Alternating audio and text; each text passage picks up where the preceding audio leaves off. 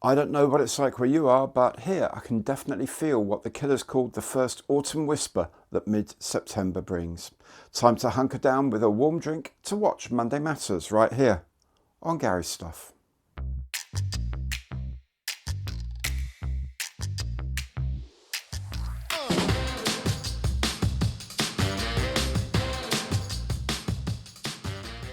Hi there, I'm Gary. Welcome to my channel and welcome back if you've been here before. Today is indeed Monday Matters. I'll be having a look at the news of the week and then I'll be catching you up with news from Gary's Stuff headquarters.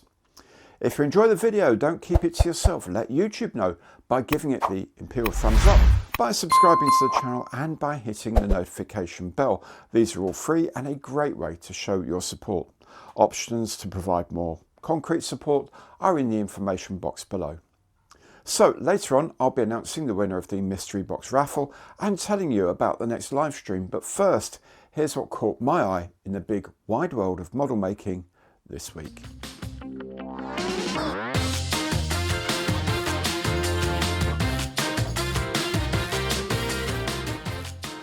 So the first thing I wanted to talk about was Ravel's new kit of the Hunter T7 in 1/32 scale. Now, the bad news is it won't be coming out until around summer next year, and some part of this delay has been caused by a change of designer halfway through the process. However, the good news is that there are some very good looking CAD images available, as the design is essentially finished. The cockpit area looks absolutely spot on to my eyes, and the integration with the existing Hunter FGA9 kit has apparently gone swimmingly. One thing that was mentioned in the past was the different vents on the fuselage. Because the T7 used the Sapphire 101 engine, as used on the Hunter F4 from which it's derived, whereas the FGA9 used the Avon 207 or 209. So the solution, if you want absolute accuracy, is that Ravel has created a jig that fits onto the assembled fuselage, so you can mark up and cut out a space for a new vent panel that is supplied with the kit. The jig is slightly smaller than the space required in order to allow for cut thickness and sanding, and when in place the part sits beneath the replacement forward spine of the aircraft. Of course, this is an option in the kit for absolute ultra accuracy. It can be made without this modification should you wish. Armour Hobby made a surprise announcement of their new Hawker Hurricane in 1/48 scale. Now, this is the Hurricane Mark 1, and I know many of you are unhappy it's the later metal-winged version instead of the earlier ragwing, but Armour Hobby says the kit is almost entirely redesigned from their existing Hurricane 2B. The only frames being reused are the interior and the transparency for the canopy. One of the schemes is likely to be V6864 or DTA of 257 Squadron RAF as flown by Bob Stanford Tuck. Spotted recently on a trade stand was this graphic announcing a new 1/48 scale Buccaneer from Trumpeter. This looks like an S2, just like the Airfix one, but probably a slightly earlier version judging by the scheme. I've not seen much of the plastic, but this frame here seems to suggest the Trumpeter kit will have a folding radome, a glaring omission in the Airfix offering. Coming a little sooner are some kits being shown by Micromere. They have now got all the test shots for their Junkers Ju-388 announced some time ago, as well as for the Blomenvoss P193 pusher prop dive bomber mentioned more recently. These should be available within a couple of months. Micromere has also announced a 1/72 scale kit of the supersonic low-altitude missile from Project Pluto, an American program from the 1960s to create a cruise missile powered by a nuclear ramjet engine that would fly at Mach 3.5 at about 1,000 feet altitude. The proposed missile would have been about 26 meters long. The kit therefore will be about 37 centimeters long when complete. Roden has released a kit of the Boeing 707 in 1/144 scale, a redesign of their previous Boeing 720 kit with simple frame content and marking options for aircraft of Pan Am and American Airlines. Helen Models has a new 3D printed resin kit of the Gloucester 6 Schneider Trophy Racer. This comes complete with photo etch details in 1/72 scale. Another 3D printed resin kit is this British Aerospace 146 airliner in 1/144 scale, here in the C3 version used by the Royal Air Force.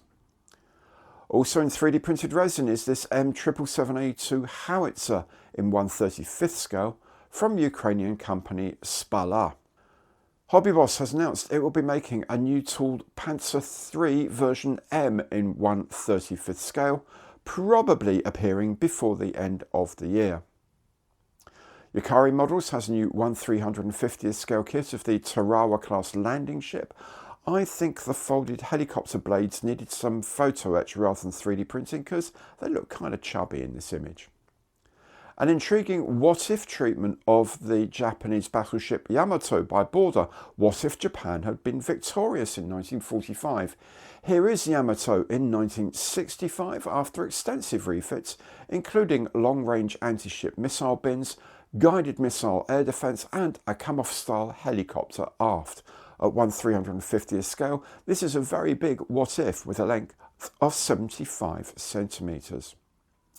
And finally, to feed your need for a creature feature, Yoshima has this new figure of Godzilla in whatever scale you might think it is, but it will be about 13 centimetres tall as a model, while Star Race brings you Ray Harryhausen's vision of the Minotaur.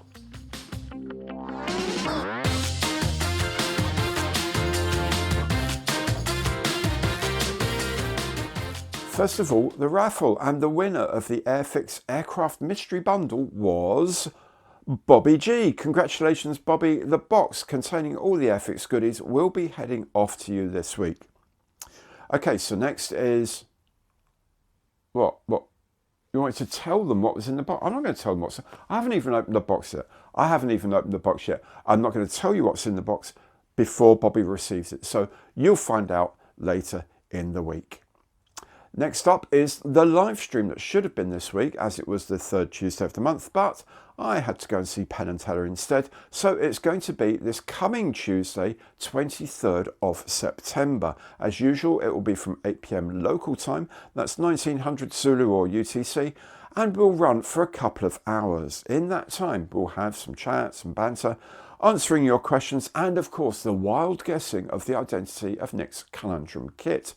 Be the first to correctly identify the subject, scale and manufacturer of a kit from the cryptic clues that Nick provides, and you could be a winner with bragging rights over your fellows.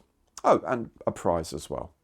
All of this madness is aided and abetted by moderator Mikey and fact-checked by Stato Julian. That's 8 PM to 10 PM UK time, 1900 to 2100 Zulu or UTC. I'll see you there. As for content, well, last week my highlight was the build of the Henschel HS123 in 1/32 scale from ICM. A wonderful kit and an absolute joy to make. I've got 3 more of their 1/32 scale biplanes in the stash, so I know what I'll be doing in the background for quite a while. I also did box reviews of new Martin Baker MB3 kit in 1/48 scale from Aircraft, something I've started cleaning up with a view to building this week. And then there was the 1/350th scale kit of HMS Lord Clive from Hobby Boss, which will be my next ship project. I'm working my way through the build of the new Airfix Wessex, my old Airfix Hudson is being painted, and there are lots of other bits and pieces underway.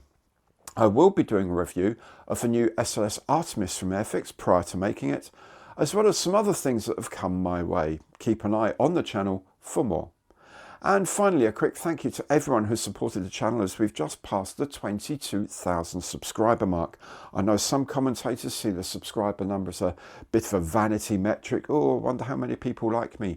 But it does help the algorithm and does help me gauge how things are being received. So thank you everyone who has subscribed. That's it for this week. I hope you can join me on Tuesday, but in any case, check out the videos being released as they become available. Thank you so much for watching, and goodbye.